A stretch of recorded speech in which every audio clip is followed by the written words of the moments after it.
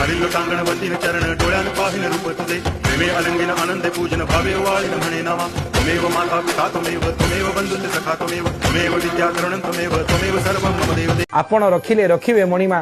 मारिले मारिबे आपणक बिना केही नाही मोर तू तुमे अबा आपण न होई मोठारे कृपण अंत काळे मते अंतर न करी देवे पाद पद्मे शरण निरंतर एही जणाण शांते श्री चरण।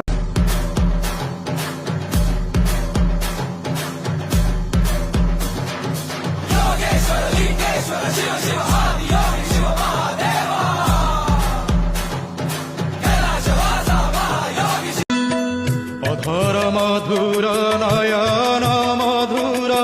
वचन मधुर तुम